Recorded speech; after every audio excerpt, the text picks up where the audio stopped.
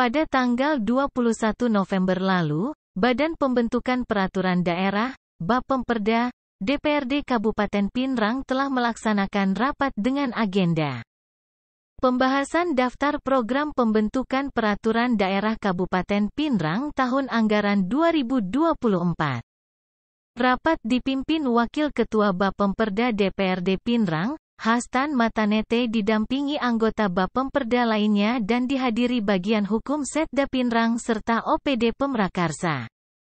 Ada 10 ranperda yang masuk daftar Prolegda, Propemperda, pada tahun 2024 mendatang antara lain, 1. Ranperda tentang pengelolaan barang milik daerah. 2. Ranperda tentang pengelolaan pasar rakyat, Perda Inisiatif DPRD Pinrang. 3. Ranperda tentang penghormatan, perlindungan dan pemenuhan bagi penyandang disabilitas. 4. Ranperda tentang penyediaan, penyerahan prasarana, sarana, utilitas perumahan dan kawasan perumahan. 5. Ranperda tentang perubahan Perda Nomor 6 Tahun 2020 tentang pembentukan dan susunan perangkat daerah. 6. Ranperda tentang penyertaan modal daerah kepada Perumda Daerah Karya Kabupaten Pinrang. 7.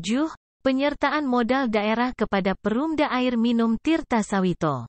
8. Ranperda tentang pertanggungjawaban pelaksanaan anggaran pendapatan dan belanja daerah tahun 2023. 9. Ranperda tentang anggaran pendapatan dan belanja daerah Kabupaten Pinrang tahun anggaran 2025. Dan 10. Ranperda tentang perubahan anggaran pendapatan dan belanja daerah Kabupaten Pinrang tahun anggaran 2024. Sore, salam sejahtera untuk kita semua.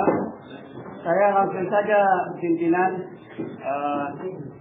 untuk usulan yang masuk ke bagian hukum untuk program pembentukan peraturan daerah tahun 2024 itu sebanyak 10. Dari 10 ini ada 3 yang wajib, yaitu di nomor 1, nomor 2, dan nomor 3.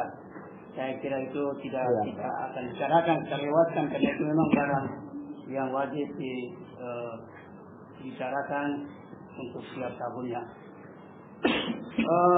Untuk di nomor 4 dan nomor 5 ini jadi sektornya atau pemrakarsanya adalah bagian perekonomian.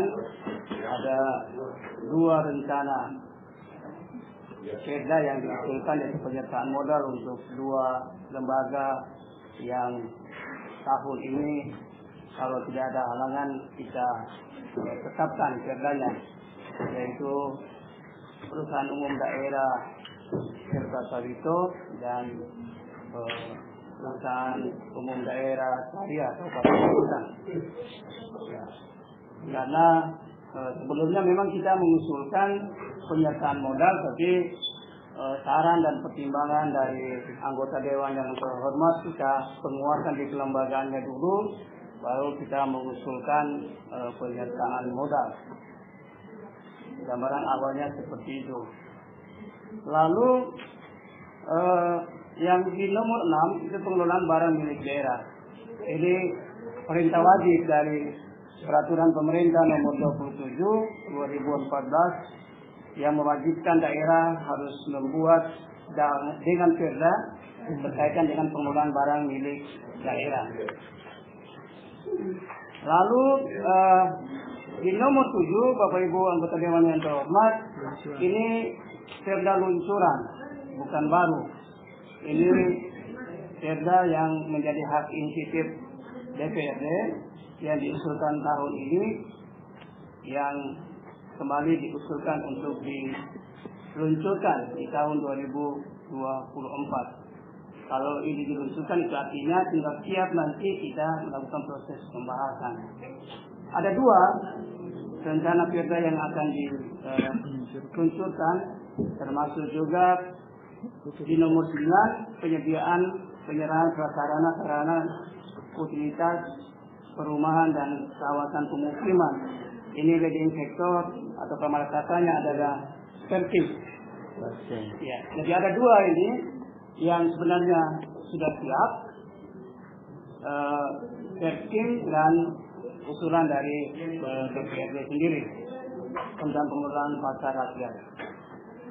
Nanti kita akan berdiskusi apakah ini bisa dibahas tahun ini ataukah kita akan meluncurkan ini di tahun yang akan datang. Lalu di nomor 8 penghormatan, perlindungan dan pemenuhan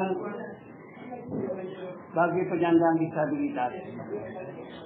Ini juga amanah dari aturan yang lebih tinggi, nanti kami cross check kembali karena ada dokumen yang kemarin dibawa oleh teman-teman kita yang disabilitas.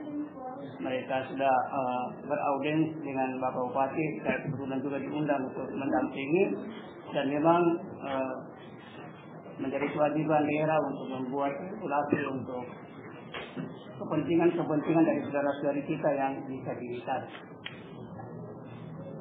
Lalu di nomor yang terakhir ini ada perubahan nomenklatur beberapa OPD yang nanti kita bisa dengarkan penjelasan dari teman-teman bagian Ortala. OPD apa saja itu yang mendasar, yang dimintakan oleh peraturan lebih tinggi untuk perubahan nomenklatur. Ini perubahan untuk Perda kita nomor 6 tahun 2020 tentang pembentukan dan susunan perangkat daerah. Ya, ini juga saya belum dapat gambaran secara detail. Prinsipnya kalau usulan perubahan itu lebih dari 50%, maka itu sebaiknya kita membuat yang baru dan membatalkan yang lama, mencabut yang lama. Tapi kalau dia di bawah 50%, itu berarti perubahan saja, perubahan perdana. Jadi seperti itu pimpinan dan anggota Bapemda yang terhormat yang dapat saya gambarkan secara awal. Hal yang secara teknis lebih detail mungkin nanti bisa kita klarifikasi langsung ke OPD Pemrakarsa. Catatan satu pimpinan, saya baru dapat juga informasi, tapi ini juga belum ada usulan dari Bapeda, yaitu berkaitan dengan rencana pembangunan jangka panjang. Kalau tidak salah ini sudah berakhir. Ini yang masih saya mau klarifikasi. Jangan sampai ini terlupakan. Ya, saya takut Bapeda ini sibuk dengan urusan-urusan itu, lalu mereka melupakan bahwa ada regulasi yang seharusnya diterbitkan tahun 2024 ini yang perlu cek kembali. RPJP kita yang sekarang itu berakhir tahun berapa? Jangan sampai tahun 2024 berakhir dan ini lupa diusulkan untuk RPJP yang akan datang. Saya kira seperti itu pimpinan yang dapat saya gambarkan. Saya kembalikan ke pimpinan.